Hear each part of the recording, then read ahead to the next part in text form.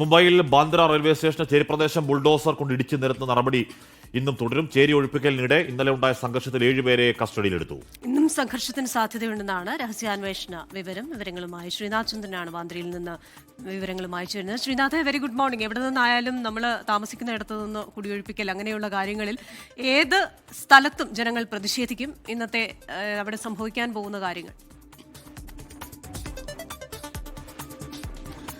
Krishna Ashmi, very good morning. ഞാനിപ്പോൾ ഉള്ളത് ഗരീബ് നഗർ എന്നതാണ് ഈ പ്രദേശത്തിന്റെ പേര്. ബാന്ദ്ര റെയിൽവേ സ്റ്റേഷന് തൊട്ടടുത്ത്, അതിന് പുറത്ത് തന്നെയുള്ള ഒരു പ്രദേശമാണ്. ഏതാണ്ട് 5300 സ്ക്വയർ മീറ്റർ പ്രദേശമുണ്ട് ഇത്.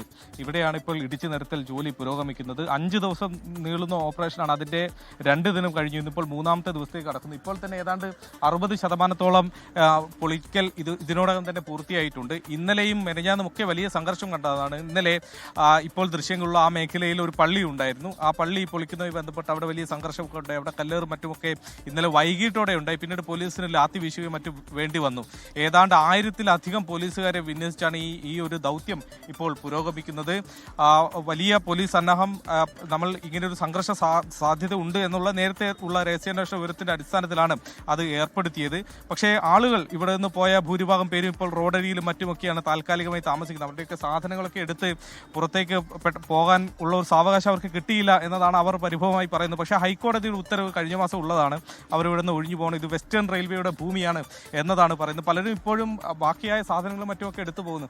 भाई आप किधर लेके जा रहे सामान? गोडाउन पे लेके जा रहे हैं हमारे. किधर रह रहे हैं अभी? इधर सामने नाले के पास. അദ്ദേഹം പറയുന്നത് അവിടെ ഒരു ഓടയുണ്ട്, അതിന് സമീപത്താണ് അവർ ഇപ്പോൾ താമസിക്കുന്നതെന്നാണ്. റോഡരികിൽ ഇപ്പോൾ ഇതുപോലെ മനുഷ്യരിങ്ങനെ താമസിക്കുന്നു. അനധികൃതമായാണെന്ന് പറയുമ്പോൾ പോലും വർഷങ്ങളെ ഇവിടെ താമസിക്കുന്ന ആളുകളാണ്. മഴക്കാലം തുടങ്ങാൻ വേണ്ടി പോവുകയാണ്. ഇതിൽ അവർ പറയുന്നത് 500ഓളം കുടിലുകളെങ്കിലും ഇടിച്ചു നിരത്തുന്നു. അതിൽ ചിലർക്ക് ഒരു സ്ഥലം മാറ്റി നൽകാൻ, ഒരു വീട് നൽകാൻ സർക്കാർ തയ്യാറായിട്ടുണ്ട്. സർവേ നടത്തി അനർഹരായവരെ കണ്ടെത്തി അവരെ ഒഴിപ്പിക്കുക, മറ്റ് പുനരധിവാസം അടക്കമുള്ള നടപടികൾ സ്വീകരിക്കണമെന്ന് ഹൈക്കോടതി പറഞ്ഞെങ്കിലും അത് പൂർണ്ണമായി നടപ്പാക്കാതെയാണ് ഇവിടെ ഈ ഒരു ഒഴിപ്പിക്കൽ പുരോഗമിക്കുന്നതെന്നാണ് ഇവിടെ താമസിക്കുന്ന ഇപ്പോൾ കുടിയൊഴിക്കപ്പെട്ട ആളുകളുടെ പരാതി. ഏതായാലും ഇന്നിപ്പോൾ രാവിലെ 10 മണിയോടെ വീണ്ടും ഈ പൊളിക്കൽ നടപടി തുടങ്ങുകയായി. ഹഷ്മി, ക്രിസ്റ്റീന.